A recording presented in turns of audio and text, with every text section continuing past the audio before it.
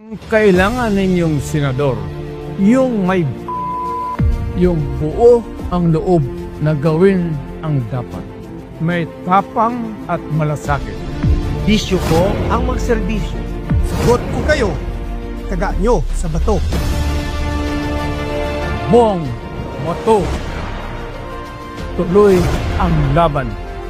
Para sa mga kababayan, tuloy ang pagbabago.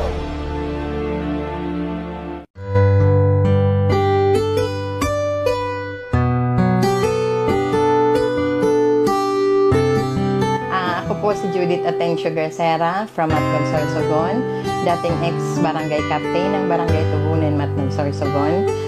Sa ngayon po, ako po ay isang manicurista.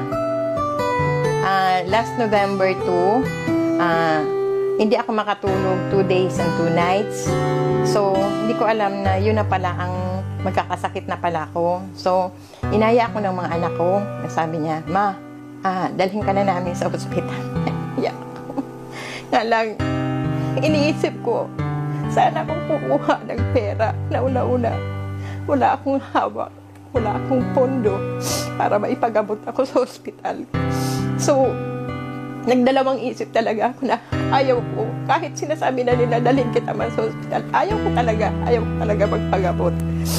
Hanggang sa November 3, yun na, naramdaman ko na parang nag-chill na ako.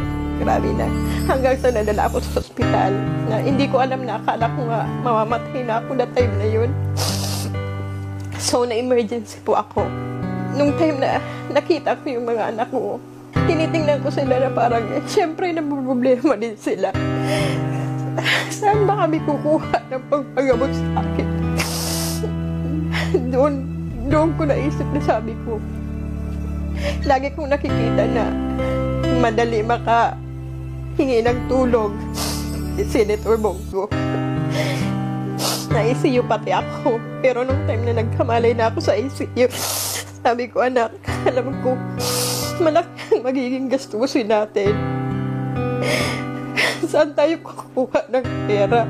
Sabi ko, lumapit kayo kay Senator Bongo para matulungan tayo kasi una-una, napakalaki po talaga ng nagasto sa akin sa ospital. Na-ICU ako. Lahat ng test nagawa sa akin. Hanggang sa nag-MRI ako. So, napakalaking tulong na naibigay sa akin ni Senator Bongo na nalugtahan ang aking buhay. Anak ko lang talaga ako. Kaya nung lumapit yung mga anak ko sa opisina ni Senator Bongo, hindi sila nagdalawang isip na matulungan ako. Kaya malaking pasalamat ko po sa iyo, Senator Bongo. Nandito po ako sa iyo para personal po na magpasalamat. Ito po, proven na ito po yung time na tinulungan mo po ako. Yan po. Kaya, ito lang po talaga ang wish ko na sabi ko na by December sana magkita tayo personal. Pero hindi na po umabot ng December. Salamat po talaga at binigyan ako ng kalakasan para makaharap ko po kayo. Huwag kayo magpasalamat sa akin. Trabaho ko yan. At ako po magpapasalamat sa inyo dahil binigyan niyo po ako ng pagkakataon. Importante magaling po. Opo. Salamat po. Sana wag kayong magsawa sa pagtulong at ituloy niyo lang po ang programa niyo sa pagtulong sa mga mahihirap. Maraming salamat po.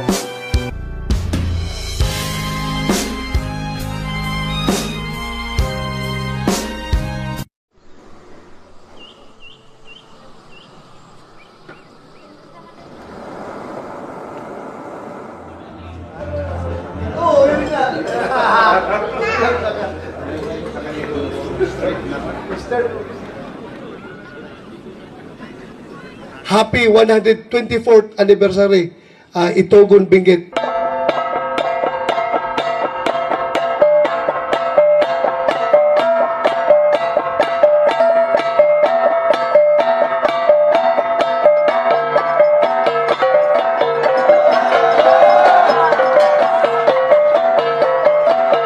as your chairman of the Senate Committee on Public Order and Dangerous Drugs, yun talaga ang aking personal na advokasya. Yung laban sa krimen at laban sa droga.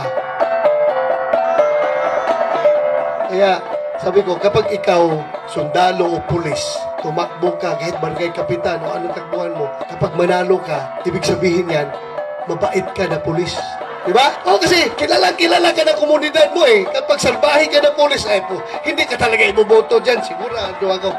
Kaya, it goes without saying na ako, senador ngayon, mabait ako na pulis. Diba? Maraming salamat sa inyong lahat at magandang umaga po.